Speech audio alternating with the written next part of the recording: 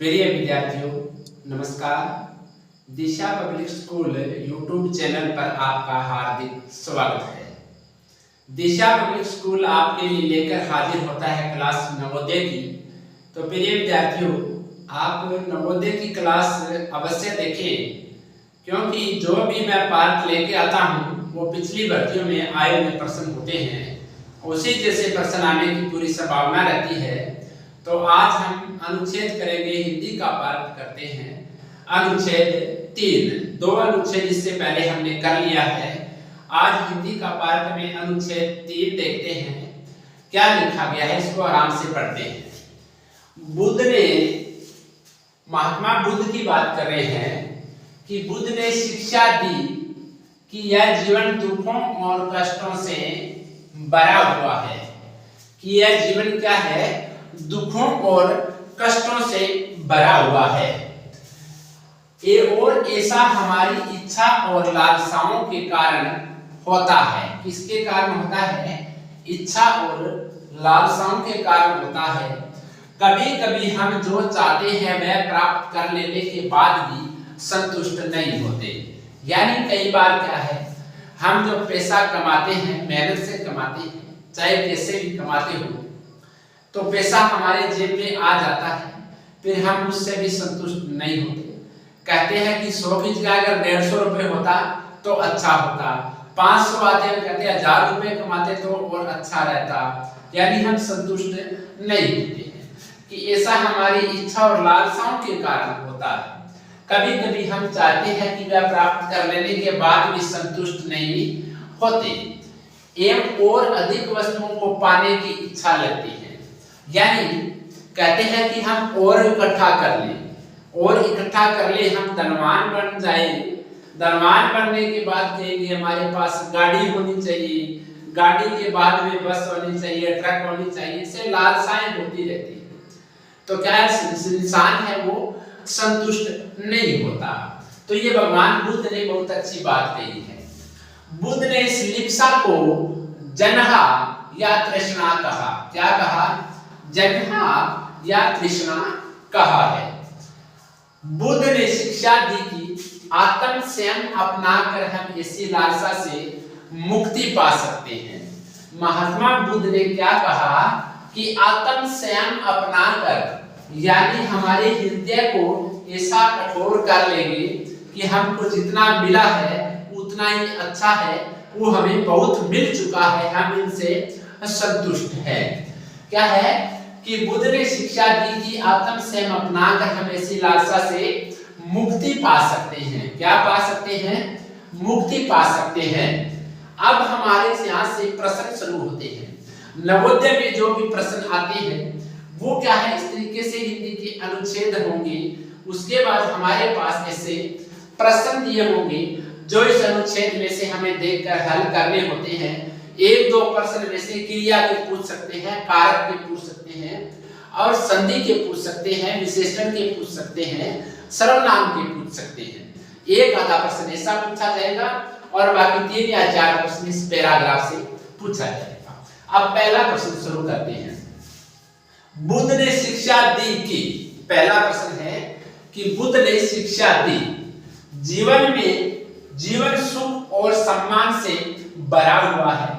क्या ये कहा था बुद्ध ने भी जीवन सुख से भरा हुआ है और हमारा सम्मान से भरा हुआ है? जीवन में कोई दुख नहीं है, बुद्ध ने कहा था ऊपर इसमें कि जीवन में कोई दुख नहीं है। क्या ये सही हो सकता है? जीवन दुखों और कष्टों से भरा हुआ है, क्या बुद्ध ने कहा था? जीवन में कष्ट और दुख कभी नहीं आते, बुद्ध ने इस पहले में कहा है। तो हम पहले ग्राफ में चलते हैं। अनुच्छेद में चट बुद्ध ने शिक्षा दी कि यह जीवन दुखों और कष्टों से भरा हुआ है। पहली लाइन में हमारा आंसर मिल गया हमें कि बुद्ध ने शिक्षा दी कि जीवन दुखों और कष्टों से भरा हुआ है। हमारा सी आंसर सही हो चुका है। कौन सा? सी हमारा आंसर एकदम सही है। जीवन सुख और सम्मान से भरा हुआ है? नहीं है। जीवन में कोई दुख नहीं है, दुख है, कष्ट है। जीवन में कष्ट और दुख कभी नहीं आते। क्यों नहीं आते? जीवन में दुख और कष्ट दोनों ही आते रहते हैं। अगला प्रश्न, लालसा का अर्थ है, लालसा, लालसा क्या होती है, इसका अर्थ क्या है? लालसा का ए ऑप्शन में है, ऐसी इच्छा जो कभी पूरी नहीं होती है, यानी ऐसी इच्छा जो कभी पूरी नहीं होती है इसे लालसा कहते हैं, या फिर ऐसी इच्छा जो सदैव पूरी हो जाती है उसे लालसा कहते हैं। आत्मसंयम लालसा है, संतुष्टि क्या लालसा है?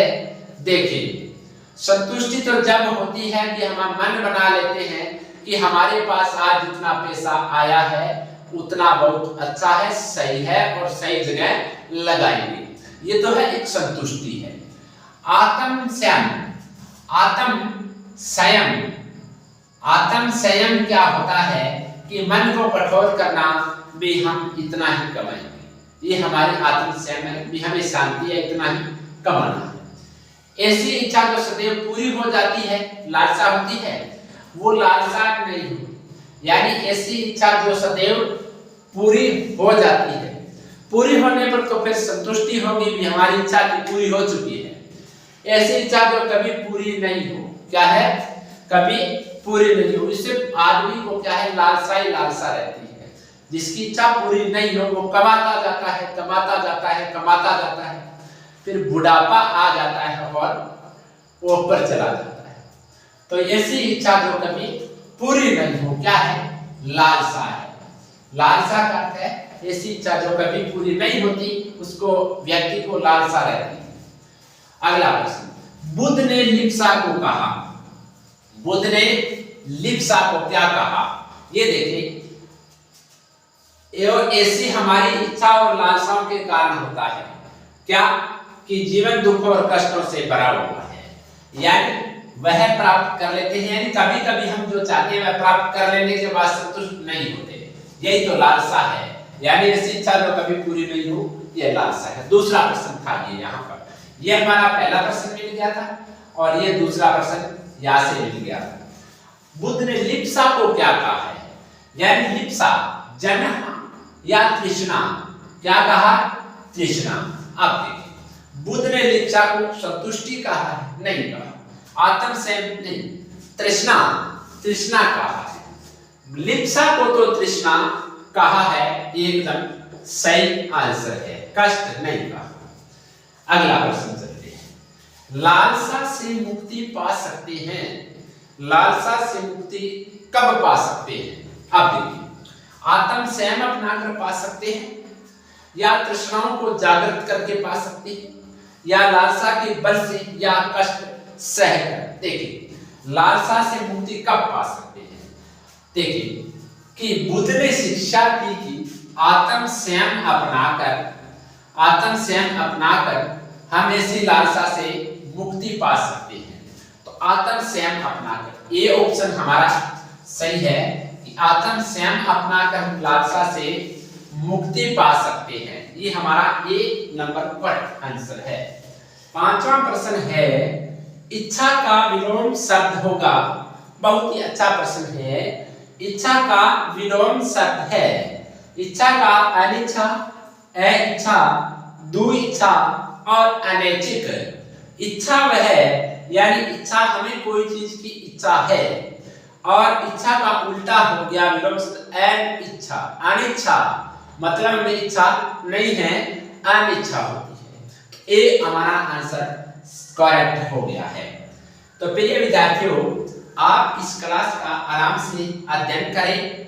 हिंदी के प्रश्न बहुत ही अच्छे आते हैं, सभी प्रश्न आप सही कर सकते हो, और समय समय पर क्लास को देखें और अध्ययन करें। जैसे हिंदी की क्लास, आकृतियों की क्लास पहले अपलोड कर दी गई है, आकृतियों के जो भी प्रश्न आएंगे पहले अपलोड कर दिए हैं वीडियो, आप देख सकते हैं। विश्रांत एजुकेशन, अपने विश्रांत एजुकेशन सॉरी दिशा पब्लिक स्कूल यूट्यूब चैनल पर जाकर, विश्रांत एजुकेशन पर तो आप क्या है, कंपटीशन की तैयारी करना चाहते हैं तो कंपटीशन की तैयारी के लिए रीजनिंग मैथ वहां पर करवाई गई है, हिस्ट्री करवाई गई है, और अन्य जैसे क्लासें भी अपलोड की गई है, आप देख सकते हैं। अच्छी अच्छी क्लासें हैं। आप अगर जीके की तैयारी करना चाहते हैं तो विश्रांत एजुकेशन पर भी जा सकते हैं। और नवोदय की तैयारी करने के लिए दिशा पब्लिक स्कूल यूट्यूब चैनल पर जाकर इन क्लासों को देख सकते हैं। आकृति के हैं, हिंदी के हैं, मैथ के हैं। आज हमने अनुच्छेद 3 पढ़ा, कल हम अनुच्छेद 4 पढ़ेंगे। धीरे धीरे आगे बढ़ते हुए हम सिलेबस को कवर करेंगे, फिर रिवीजन करेंगे, फिर टेस्ट सीरीज चालू करेंगे। नवोदय के टेस्ट सीरीज चालू करेंगे जिसमें भी आपको जुड़ना है, आपकी तैयारी अच्छी होगी विद्यार्थियों।